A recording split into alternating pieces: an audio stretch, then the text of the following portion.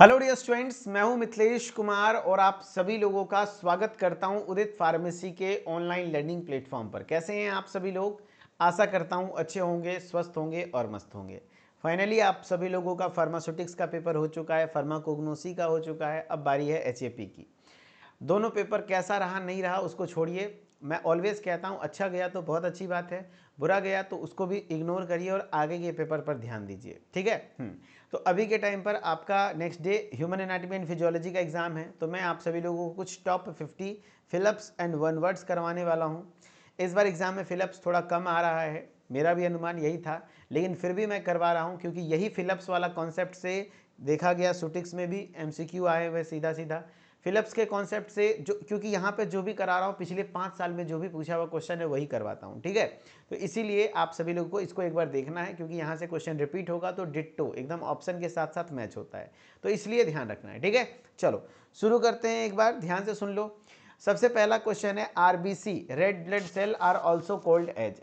Red blood cell को और किस नाम से जाना जाता है? तो रेड ब्लड सेल को हम लोग एरिथ्रोसाइट के नाम से जानते हैं, एरिथ्रोसाइट के नाम से जानते हैं। वेरी गुड, ये देखो एरिथ्रोसाइट्स, रेड ब्लड सेल को क्या नाम जानते हैं? एरिथ्रोसाइट्स के नाम से जानते हैं। Very good. Blood pressure is measured by, blood pressure किसके द्वारा मेजर किया जाता है? तो ब्लड प्रेशर स्फिग्मोमैनोमीटर, स्फिग्मोमैनोमीटर के द्वारा मापा जाता है। Largest gland in the human body, human body की सबसे बड़ी ग्रंथि क्या है? तो लीवर है। सबसे बड़ी ग्लैंड क्या है? लीवर है, जिसका वजन 1.5 kg होता है, याद रखना है ना। The loss of transparency of the lens causing a defect in the I is called. आंखों के लेंस में जब ट्रांसपेरेंसी लॉस हो जाती है, यानी कि थोड़ा सा लेंस से धुंधला दिखाई देने लगता है, तो वो सिचुएशन क्या कहलाती है? तो वो सिचुएशन मोतियाबिंद कहलाता है। मोतियाबिंद में यही होता है जिसको इंग्लिश में हम लोग कहते हैं कैटरैक्ट, हिंदी में इसी को मोतियाबिंद कहते हैं। मोतिया है ना, मोतियाबिंद की बीमारी जिसमें कैटरैक्ट में आंखों के ऊपर एक पतली परत चल जाती है। ठीक है, मोतियाबिंद। Cell organelle found inside the nucleus is, cell organelle जो कि न्यूक्लियस के अंदर पाया जाता है वो क्या है भैया? तो न्यूक्लियोलस है। क्या है? न्यूक्लियोलस है। ठीक है, हाँ। प्लूरा, ये 1 साल का क्वेश्चन हो गया, जस्ट 1 साल पूछा गया था। अब दूसरे साल में आ जाओ। Pleura is the membrane around the, pleura जो मेम्ब्रेन है वो किसके अराउंड की मेम्ब्रेन है? तो प्लूरा जो होता है वो किसका मेम्ब्रेन होता है? तो प्लूरल मेम्ब्रेन लंग्स का। किसका होता है? लंग्स के मेम्ब्रेन को प्लूरल मेम्ब्रेन कहते हैं। देखो लंग्स है ना, लंग्स। नेक्स्ट क्वेश्चन है generally a sudden fatal heart attack में occur due to complete blockage of, अचानक से हार्ट अटैक आ जाता है तो कौन सी आर्टरी की ब्लॉकेज हो जाती है ना। फेटल हार्ट अटैक यानी जानलेवा हार्ट अटैक आता है, किसकी ब्लॉकेज हो जाती है? तो कोरोनरी आर्टरी। यही कोरोनरी आर्टरी है जो कि आपको ऑक्सीजनेटेड ब्लड सप्लाई देने का काम करता है। इसी आर्टरी में ब्लॉकेज हो जाते हैं तो क्या कहा जाता है ना, उसको कहा जाता है आपका कोरोनरी आर्टरी में ब्लॉकेज हो जाता है तो उससे हार्ट अटैक आते हैं। क्वेश्चन नंबर 8 है the lungs are covered by 2 layered membrane called. Lungs जो है कवर्ड किए हुए हैं 2 लेयर के मेम्ब्रेन से, उस लेयर 2 लेयर जो है ना, उस 2 लेयर के मेम्ब्रेन को क्या कहा जाता है? तो जो lungs covered by 2 layered membrane, 2 layered membrane के द्वारा जो कवर किया गया है लंग्स, उसको हम लोग क्या कहते हैं? तो वो उसको हम लोग प्लूरा कहते हैं, प्लूरल मेम्ब्रेन। प्लूरा बोल दो या तो प्लूरल मेम्ब्रेन कह दो। देखो प्लूरा से क्वेश्चन आ रहा है, प्लूरा किसके कवर को कहते हैं? लंग्स को। एक बार उसी का उल्टा पूछ दिया कि लंग्स के कवर को क्या कहते हैं? प्लूरा कहते हैं। What is the name of bone cell, bone की कोशिका को क्या कहते हैं? तो ऑस्टियोसाइट कहते हैं, ऑस्टियोसाइट, ऑस्टियोसाइट कहते हैं। क्या कहते हैं? ऑस्टियोसाइट कहते हैं। यहाँ बोन सेल लिख दिया, लेकिन मेरा मानना है ऑस्टियोसाइट आंसर लिखो, सबसे अच्छा है। ऑस्टियोसाइट कहा जाता है। ठीक है। एचएपी का वन शॉट कहाँ से पढ़े हैं मैं बता दूंगा, उदित फार्मेसी के यूट्यूब से पढ़ना है, 9:45 से शुरू होगी। Red blood cell are called, फिर से रेड ब्लड सेल से सवाल आया, रेड ब्लड सेल को क्या कहते हैं? एरिथ्रोसाइट्स कहते हैं। रेड ब्लड सेल का लाइफ स्पान 120 दिन होता है, 120 डेज होता है। Which instrument is use to measure blood pressure in humans, humans में ब्लड प्रेशर को मेजर करने के लिए कौन से इंस्ट्रूमेंट का उपयोग किया जाता है? Which instrument is use to measure blood pressure in humans, humans में ब्लड प्रेशर को मेजर करने के लिए कौन से इंस्ट्रूमेंट का इस्तेमाल होता है? तो स्फिग्नोमैनोमीटर। देखो ये सवाल कितना बार पूछा हुआ है, which instrument is use to measure blood pressure in humans? Sphygmomanometer. यहाँ पे क्या आंसर होगा? स्फिग्मो, है ना, मैनोमीटर, स्फिग्मो मैनोमीटर होगा आंसर, ठीक है। Which tissue supports the other tissues and binds together, which tissue supports tissues and supports other tissue and binds them together. Tissue को टिश्यू से जोड़ने का काम कौन करता है, तो कनेक्टिव टिश्यू, क्योंकि सपोर्ट करने का काम कौन करेगा, कनेक्टिव टिश्यू करेगा। तो विच टिश्यू सपोर्ट अदर टिश्यूज, यानी कि अदर टिश्यूज से कनेक्ट करने का काम कौन करेगा, कनेक्टिव टिश्यू। कौन करेगा, कनेक्टिव टिश्यू करने का काम करेगा, connective tissues. ABO blood group, ABO blood type were discovered by, ABO blood group system से काफ़ी बार सवाल आए हुए हैं, इसको आप इग्नोर नहीं कर सकते हैं। एबीओ ब्लड ग्रुप सिस्टम से सवाल आए हुए हैं। तो ABO blood group system Karl Landsteiner के द्वारा, कार्ल लैंड स्टीनर किसके द्वारा, कार्ल, है ना, कार्ल लैंड स्टीनर के द्वारा खोजा गया। जबकि विलियम हार्वे को भी याद रखना है, विलियम हार्वे के द्वारा ब्लड सर्कुलेशन का खोज किया गया था। विलियम हार्वे के द्वारा ब्लड सर्कुलेशन का खोज किया गया था। Power house of cell, cell के पावर हाउस किसको कहते हैं, तो माइटोकॉन्ड्रिया को कहते हैं। किसको कहते हैं, माइटोकॉन्ड्रिया को कहते हैं। माइटोकॉन्ड्रिया को पावर हाउस ऑफ सेल कहा जाता है, सेल का पावर हाउस माइटोकॉन्ड्रिया को। Where are bile acid stored in the body, bile acid कहाँ पे स्टोर होता है, तो बाइल के बारे में बोल रहा है तो गॉल ब्लैडर। अच्छा, बाइल के बारे में सवाल आएगा, बाइल प्रोड्यूस कहाँ होता है, बाइल प्रोड्यूस कहाँ होता है, तो बाइल प्रोड्यूस होता है कहाँ से, लीवर से। और बाइल स्टोर कहाँ होता है, स्टोर कहाँ से होता है, तो गॉल ब्लैडर, है ना। बाइल स्टोर कहाँ होता है, गॉल ब्लैडर में, गॉल ब्लैडर, ठीक है। Question number 16, the full form of TSH is, TSH का फुल फॉर्म क्या होता है, थायराइड स्टिमुलेटिंग हार्मोन। क्या हो जाएगा, thyroid stimulating hormone, thyroid stimulating hormone किसका होता है, TSH का फुल फॉर्म होता है। A person with blood group AB is considered as a universal, तो ब्लड ग्रुप AB वाले को यूनिवर्सल एक्सेप्टर कहते हैं या रिसिपिएंट कहते हैं, यूनिवर्सल रिसिपिएंट, यानी किसी से भी एक्सेप्ट कर सकता है। जबकि O को, ब्लड ग्रुप O को यूनिवर्सल डोनर कहा जाता है, यूनिवर्सल डोनर कहा जाता है। तो इसको, ये थायराइड स्टिमुलेटिंग हार्मोन हो गया, यूनिवर्सल रेसिपिएंट हो जाएगा आंसर इसका, रेसिपिएंट हो जाएगा, ठीक है, पिएंट। देखो यहाँ पे क्वेश्चन नंबर 17 का आंसर ये है, उल्टा हो गया है, 18 ये है, ठीक है। हाँ, the human skeleton is made up of total, human skeleton, आवाज जा रही है, ह्यूमन स्केलेटन कितने हड्डियों से मिलकर बना होता है, ह्यूमन स्केलेटन कितने हड्डियों से मिलकर बना होता है, तो 206, वेरी गुड, 206 हड्डियों से मिलकर बना होता है। मोस्ट प्रेगनेंसीज लास्ट अराउंड, जितनी भी प्रेगनेंसीज होती हैं वो लगभग कितने दिन तक होती हैं, तो 270 से 280 दिन होता है, 9 महीने, है ना, तो 9 महीने 10 दिन माना जाता है। 280 डेज याद रख लेना, 280 डेज कितने हो जाएंगे, 280 डेज। मंथ्स में बोलेगा तो 9 मंथ्स, वीक में बोलेगा तो 63 वीक्स, है ना। चलो, तो 9 मंथ्स होते हैं, 9 मंथ 10 डेज, तो आप लगभग 280 दिन मान सकते हो, ठीक है। सॉरी, वीक में गलत बोल दिया था। Largest bone in human body is, human body की सबसे बड़ी हड्डी फीमर, सबसे स्ट्रॉन्गेस्ट बोन तो भी फीमर, लॉन्गेस्ट स्ट्रॉन्गेस्ट सब क्या होता है, फीमर। फीमर को हम लोग किस नाम से जानते हैं, थाई बोन के नाम से भी जानते हैं। द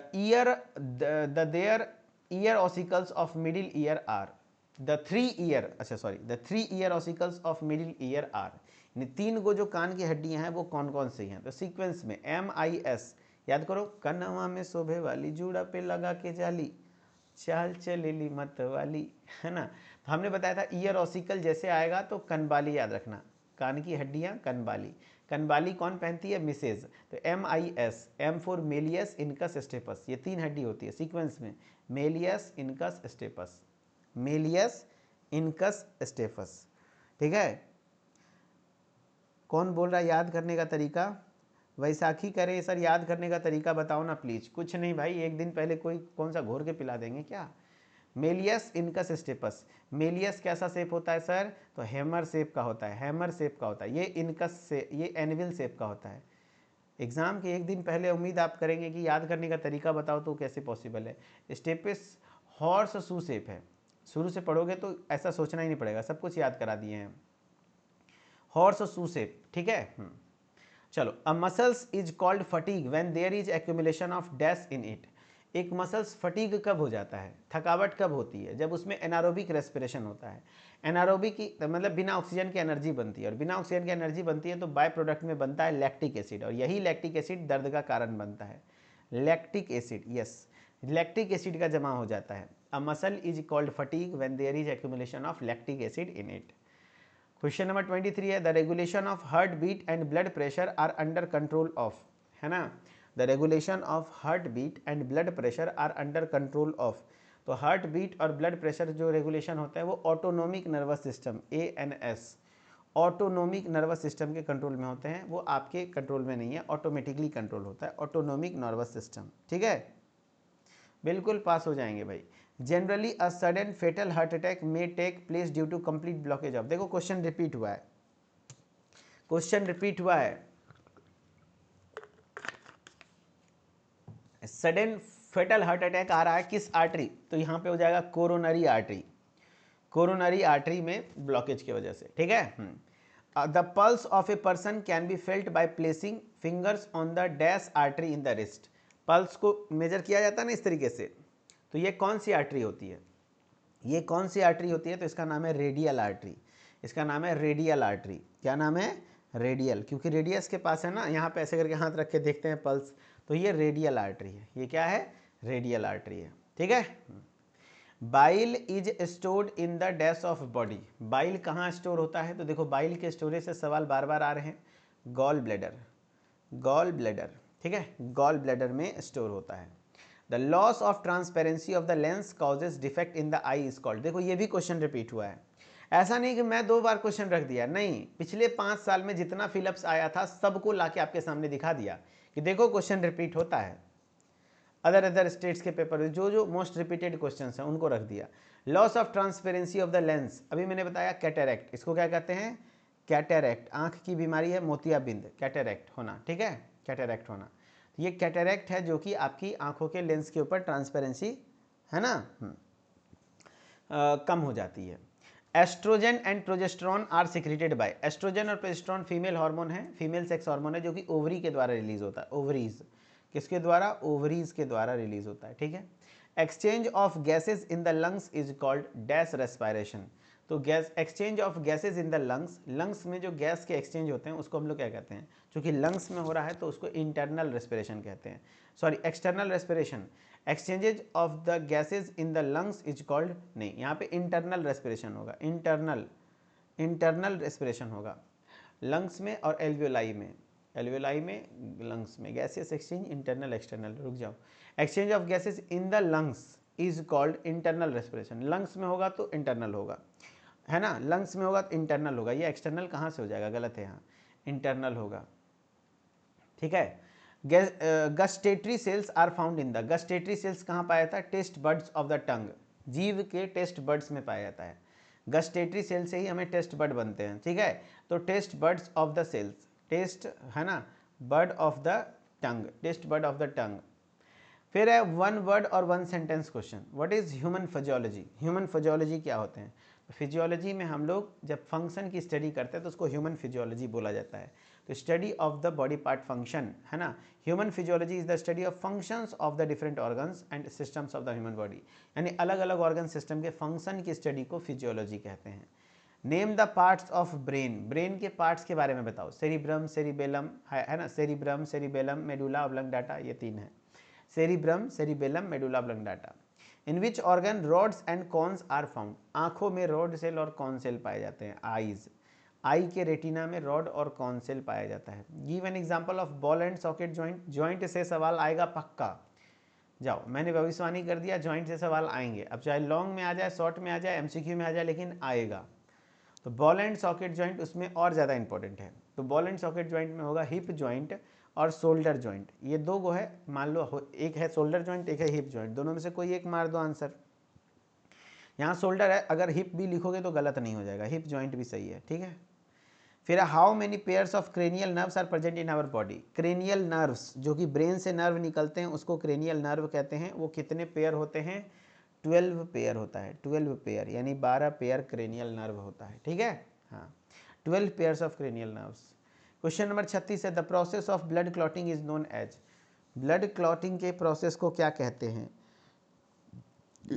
ब्लड क्लॉटिंग के प्रोसेस को ब्लड कोएगुलेशन कहते हैं। वेरी गुड, कोएगुलेशन है ना, या फिर blood coagulation, blood coagulation, blood coagulation कहते हैं। Very good.